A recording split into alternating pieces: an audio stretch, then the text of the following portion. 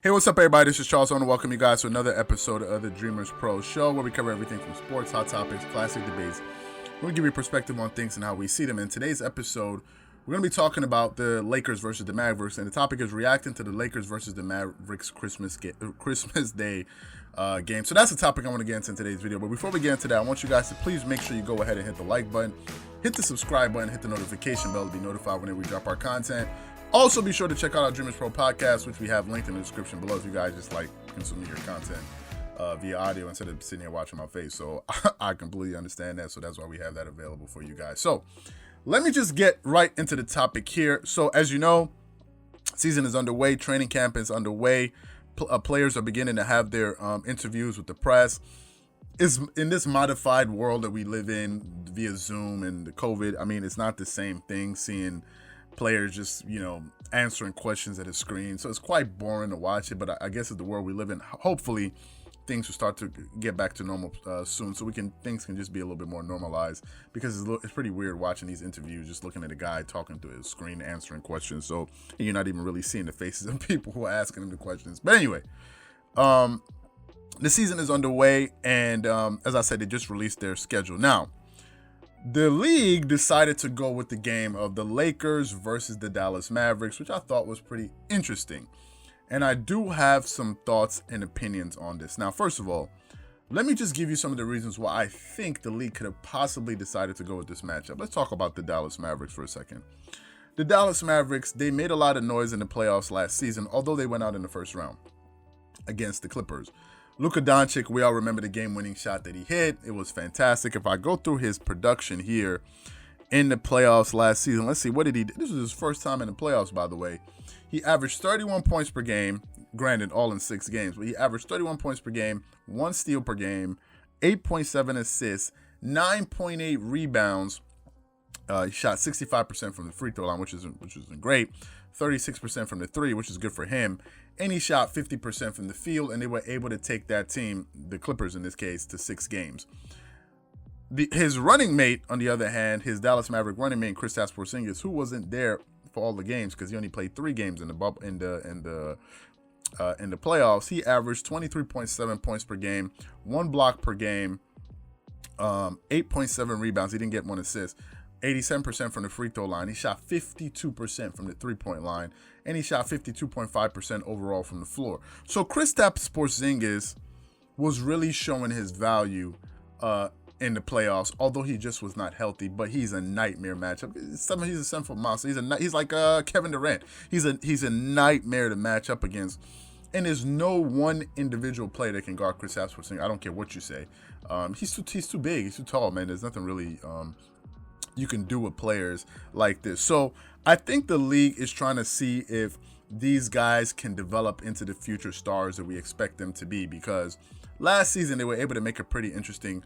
They were able to make it interesting in the first round against the Clippers, although the Clippers didn't end up winning that series. Now, another thing to pay attention to is the fact that going into this season, Max Kellerman of ESPN actually has the Dallas Mavericks as the biggest threat to potentially knock off the Lakers in the Western Conference, because the championship goes through the Lakers. It's just what it is, period. Like, whoever wins the championship the year before, it goes through you. Until you're knocked off, you're still the champion. So the championship goes through the Lakers, and Max Kellerman seems to believe that, hey, listen, this team is going to be the future of the Western Conference, powerhouses. That's what he believes. Now, obviously, we have to see it. Now, Luka Doncic also, on the other hand, we have to see if he continues to develop, because last season was a breakout season for him again, but the guy is a stud. We all know he can ball. He's amazing. We all know he's amazing. And he had a very good first playoff debut, which he did very well. Now, we're looking to see if there's going to be a carryover, right? Because Luka Doncic can improve. He can improve his three-point shooting. He can improve his free throw shooting, and he can also improve his defense. So we're going to look to see if the guy's actually getting better, because if you're intending to be a legitimate threat to the Lakers, you cannot be as you were constructed last season. Now, let me say this.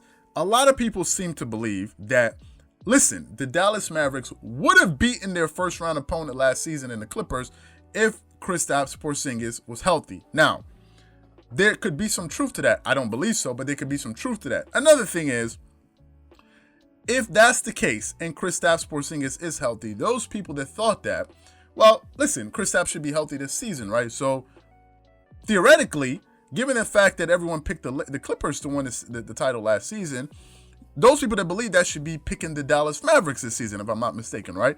Given the fact that if health is there and you thought that they could beat the Clippers, then I'm pretty sure you should be the same one that feels like the Dallas Mavericks should really be the favorite, at least if not to come out of the Western Conference, but at least to be the number one threat to the Lakers, if I'm not mistaken. For those people that thought that, I wonder if you guys still feel that same way. Now, obviously, we also have the Luka Doncic versus LeBron James matchup, which is the premier matchup in that series, right? Although we have Anthony Davis versus Kristaps Porzingis, but I think the number one matchup is between these two small forwards, and it's always exciting. Luka Doncic always puts on a good show. He's like a modified LeBron James. Now, granted, he does not have the athleticism. He does not have the defense that LeBron James plays, but he definitely does have the passing. He can score in his own way. He may not be very efficient at times, but he can score in his own way. So we're going to look to see if Luka Doncic's efficiency can go up this season. LeBron James, what is there to expect from him? The guys, as I said before in the video we published not too long ago, I don't remember the video, where I said LeBron James's legacy is already cemented. There's nothing else that can happen that can really, if he didn't win another title or he didn't bounce the ball again for the rest of his career, he's already going to go down as a top 5 player in the history of the NBA. So there's nothing, LeBron has really nothing to prove. If LeBron went out there and scored 10 points, yeah, people will say, oh my God, he scored 10 points, but is that really going to affect how we see him as in the all-time standings? No, it's not. So LeBron has no pressure. If LeBron wants, he probably doesn't even have to play that game, but I'm sure he will play. Obviously, the league is going to be paying attention to it, and some people think that the Dallas Mavericks are a legitimate threat in the Western Conference. For me, I don't really think so. Now, talking about the Lakers' other star in Anthony Davis, who had a fantastic season, who's now an NBA champion. I expect Anthony Davis to be the best player for the Lakers this season because he's seasoned now. He has more confidence. LeBron is going to be a year older. I think this season he's going to be turning 36 years old at some point this season. So I expect Anthony Davis to really take over the offense, at least, and to really, make his mark on the Lakers. Last season, he averaged 26 points per game. I think LeBron scored that many points last season because he also wanted to prove a point. So I don't think he's going to be too focused on scoring. So I expect Anthony Davis to take a little bit more of the offensive load off of his hands. Also, if he remains healthy, that's also one thing we have to pay attention to because sometimes he seems to be prone to get injured easily. Same thing with Kristaps Porzingis. But as far as the Christmas Day matchup, I think it's a pretty good matchup. I think it's really for the people that picked that believe that the Dallas Mavericks are going to really take a quantum leap to be one of the top echelon teams in the Western Conference because last season they were number 7 seed. So let's see if they can make it into the top 4, top 5 seeds in the Western Conference this season. Is yet to be seen. Now, and as I said before in the previous video we did, these games do not determine what's going to happen in the playoffs. They do not. But it's a good way to sort of test some things and see how these two teams will kind of match up. And you all know that matchups do play a really big role in the playoffs. And if these two teams were to meet in the playoffs, it'd be pretty interesting to see how they match up. So what I want to know from you guys is, what do you think about this matchup between the Lakers and the Dallas Mavericks on Christmas Day? What are your expectations? Who do you think will win? How do you think the game will go? Whatever you guys think, please leave your thoughts and comments in the comment section below. Again, if you enjoyed this video, please make sure you go ahead and hit the like button, hit the subscribe button, hit the notification bell to be notified whenever we drop our content. Also, be sure to check out some of our other videos that we have on the channel. If you enjoyed this video, I'm sure you guys would enjoy some of the other content that we have on the channel. Once again, this is Charles here from Dreamerspro, wishing you guys an amazing day.